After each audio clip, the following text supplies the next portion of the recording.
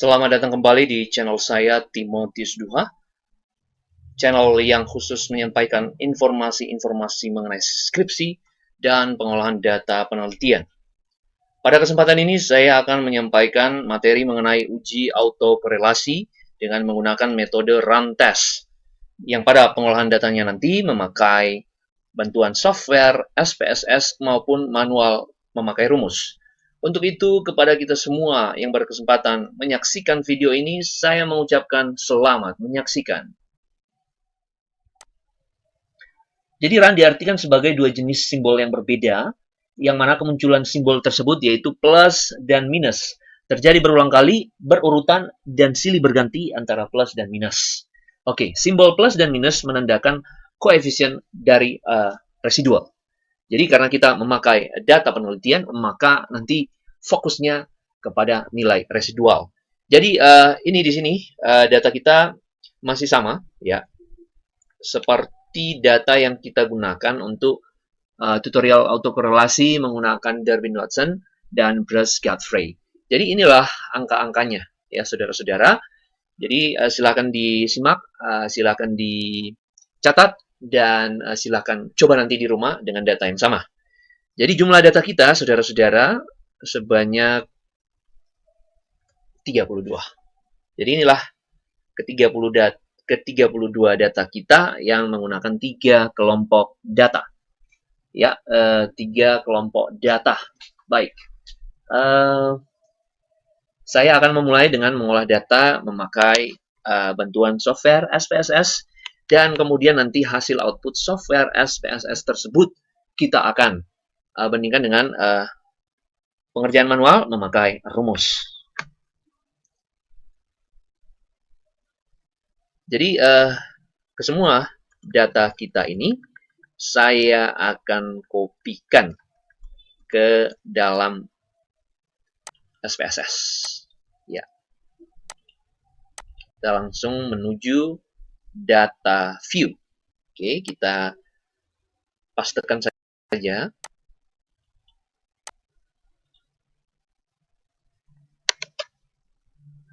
Oke, kita rapikan keterangannya di ini, di variable view.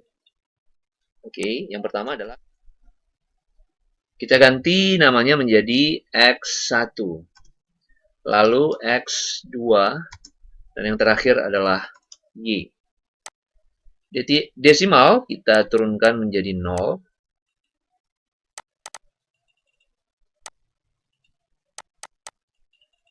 Ya, untuk label bisa diisi, bisa enggak. Tapi pada kesempatan ini kita nggak usah isi saja ya. Oke, inilah ketiga kelompok data kita sebanyak 32. Oke. Untuk korelasi. Baik. Kita mulai dengan menuju analyze, lalu regression, kemudian linear. Oke. X1 dan X2 sebagai variabel bebas kita masukkan ke kotak independen. Y sebagai variabel terikat kita pindahkan ke kotak dependent. Oke. Lalu kita menuju save, dan lalu pada pilihan residual kita klik and standardize. Jadi ada tanda centangnya. Lalu kita langsung saja ke continue, dan kemudian kita okekan saja.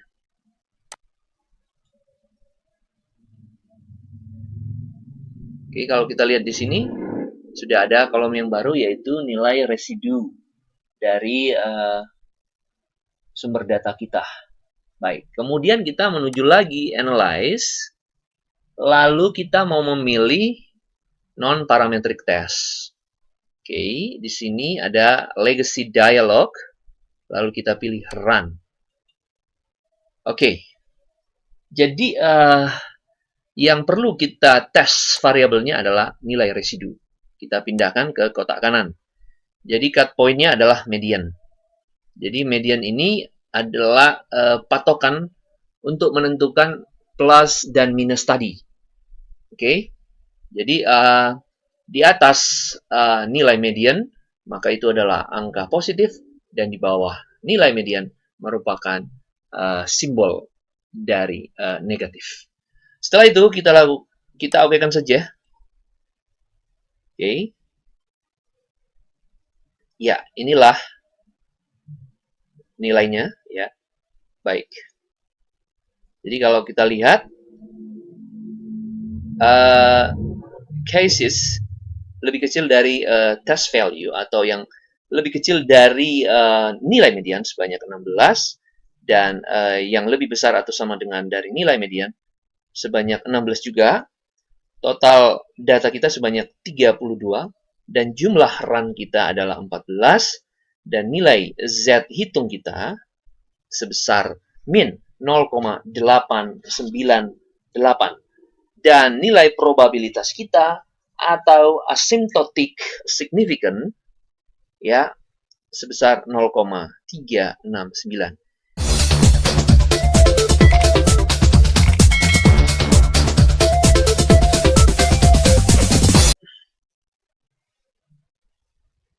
Jadi dari ketiga kelompok data kita yang awal, maka ada kelompok data yang baru. Jadi kelompok data ini semua yang berjumlah 9 kelompok data ini, kita perlu mendapatkan yang namanya nilai sigmanya.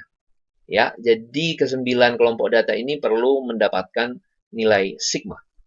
Nah, karena nilai sigma inilah yang akan kita olah untuk mencari matriks A, A1, A2, dan A3. Dari keempat matriks itu, maka kita akan mencari nilai A, nilai B1, dan nilai B2.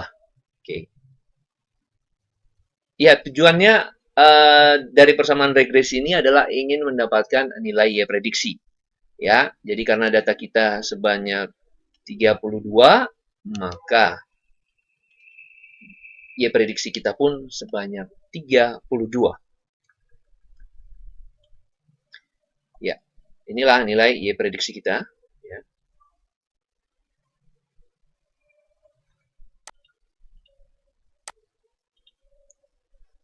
Baiklah, setelah kita mendapatkan nilai Y prediksi, maka kita perlu mendapatkan nilai residu. Nilai residu adalah berlambang E dengan rumus Y dikurang Y prediksi. Maka Y berasal dari data awal dan Y prediksi adalah ini. Hasil pengurangan keduanya nilainya adalah ini. Mari kita cocokkan dengan output yang dihasilkan SPSS tadi. Ya, inilah nilai residu yang dihasilkan oleh SPSS. Saya kopikan dan mari kita bandingkan.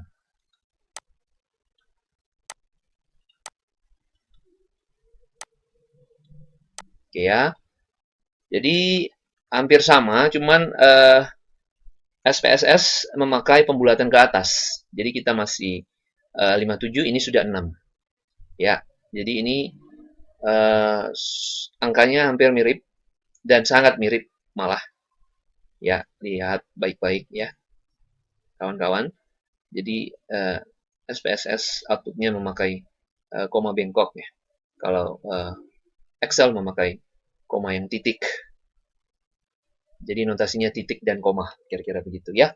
Jadi inilah output dari nilai residu kita. Baik. Selanjutnya adalah kita perlu mengecek median. Maka nilai residu ini ya kita kopikan ke sebelah untuk mendapatkan nilai median. Saya kopikan dulu. Oke. Kita perlu mengurutkan data dari yang kecil ke yang besar. Jadi Anda jangan heran kenapa ini 0. Kalau Anda melihat di sini, ini masih 0,32 sama dengan ini. Ini sudah pembulatan 1. Tapi kalau kita lihat di sini, ya itu masih 0,7. Ini juga bukan 0 ya, tetapi seharusnya ini min 0,206. Oke. Jadi kita urutkan saja angka-angka ini dari yang terbesar, Jadi kita urutkan saja angka-angka ini dari yang terkecil ke yang besar.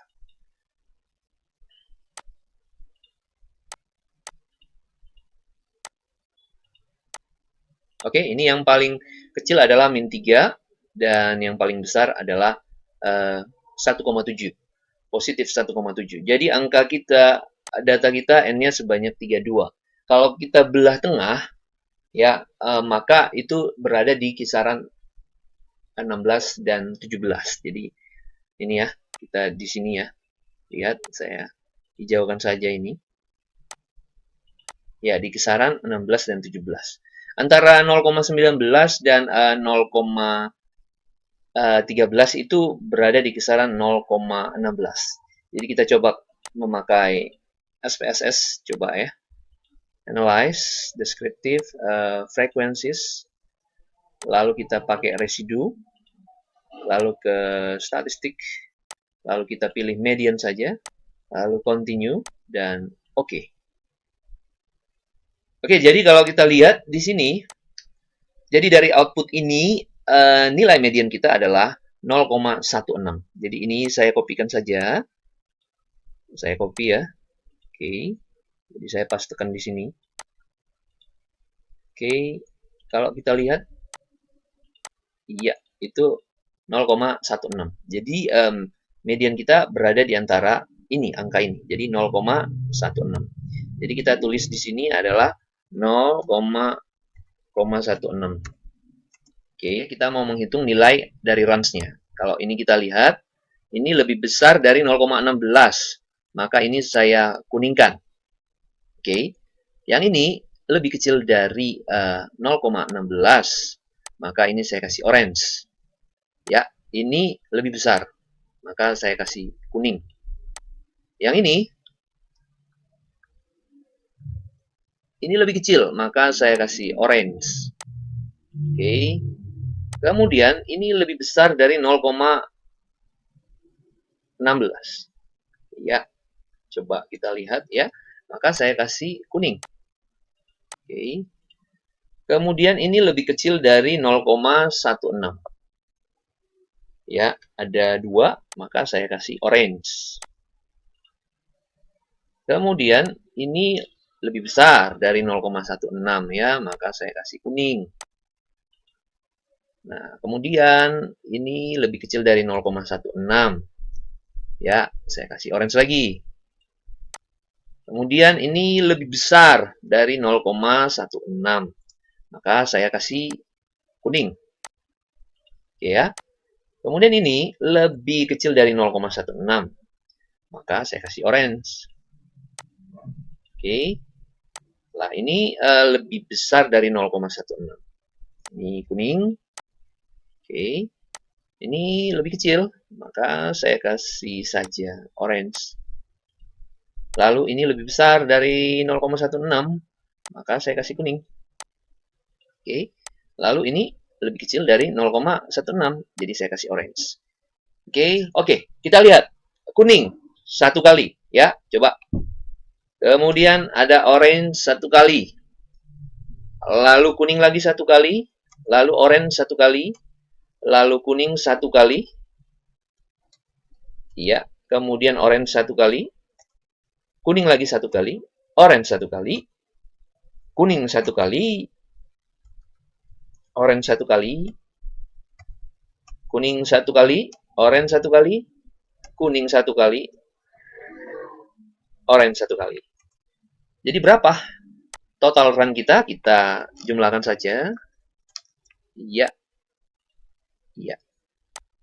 Jadi jumlah run kita sebanyak 14. Nah, sekarang mari kita hitung berapa kali plus itu ada dan berapa kali negatif itu ada. Jadi N1 itu adalah tanda plus atau angka yang di atas dari 0,16 ini ya. Oke, kita hitung ya. Yang kuning 1, 1. Oke. Kemudian orange 1, kuning 1, orange 1, 1, 1, 1, 1. Oke. Lanjut. Ini masih kuning. Lanjut, kuning, kuning, kuning. Lalu ini orange, 1, 1. Kemudian kuning, 1, 1. Orange ada 3 kayaknya. 1, 2, 3. Oke. Lalu ada kuning lagi, sebanyak 3. 1, 2, 3. Disusul oleh orange sebanyak 3. 1, 2, 3. Ya. Kemudian ada kuning lagi, 2. 1, 2. Ada orange 1. Kuning ada 2. Dan orange 1. Ya, jadi kita mau jumlahkan. Kita copy aja ini. Jadi kita mau jumlahkan berapa sigma dari N1 dan N2. Oke, auto sum saja. Ya, baik yang di atas median berjumlah 16 dan baik yang di bawah median sebanyak 16. Kita masuk saja ke rumus ya untuk mendapatkan nilai dari Z statistik hitung. Yang pertama, kita mau mencari nilai R-bar-nya. Jadi 2 kali N1 sebanyak 16 dikali N2 sebanyak 16. Oke. Membagi N1. N1 itu 16 tambah N2 16 dan plus 1. Oke ya. Kemudian kita carikan nilai ini ya. 2 kali 16 kali 16. Inilah hasilnya 512. Membagikan 16 tambah 16, 32 tambah 1 sebesar 33. Oke, hasilnya 15,515. Oke ya. Baik, sekarang kita lanjut. Rumus SR-nya adalah dalam akar 2 kali N1 kali N2 mengalihkan hasil 2 kali N1 kali N2 kurang N1 kurang N2. Jadi kita masukkan saja 2 kali 16 kali 16. Oke, di dalam kurung ini 2 kali 16 kali 16, kemudian kurang 16, dan kurang 16 juga. Oke, membagi, ya ini ya, membagi N1 tambah N2 sama dengan 32 dikuadratkan. Mengalihkan hasil dari N 16, sorry, N1 16 tambah N2 16 kurang 1, jadi 32 kurang 1 ya 31 ya. Oke.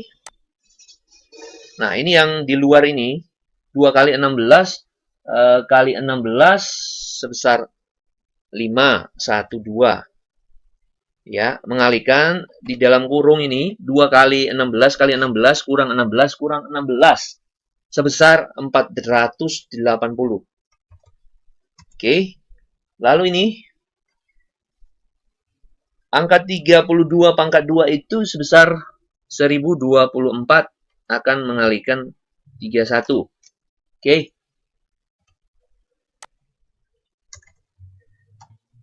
Lima satu dua kali 480. Hasilnya adalah 245760. Sedangkan yang di bawah adalah 1024 mengalihkan 31. Hasilnya adalah 31744. Sekian, sekian, sekian. Oke. Oke, karena ini di dalam akar, kita buka akarnya dulu. Ya, sama dengan SQRT, buka akar ini. Ya, kawan-kawan. Sama dengan 495,74 membagi. Ya, membagi yang ini. Sama dengan atas membagi bawah. Hasilnya 0,015. Ya, kalau kita bulatkan 0,017. Jadi kita lakukan aja pembulatan. Oke. Jadi dari Z statistik hitung kita yaitu R dikurang R bar per SR. Oke, maka 14 kurang ya. Yang ini 15,5. Ya, R bar kita ini 15,5. Oke. Membagi nilai SR ya. Nilai SR kita tadi berapa ya? Nih, 0,017. Oke. Dah. Sekarang 14 kurang 15,5. Hasilnya adalah min 1,5. Membagi 0,017. Hasilnya adalah atas membagi bawah, hasilnya adalah min 88,23. Oke, sekarang coba kita bandingkan dengan output dari SPSS kita tadi ya. Oke, ya. Ini dia nilai dari run test kita. Saya copy ya.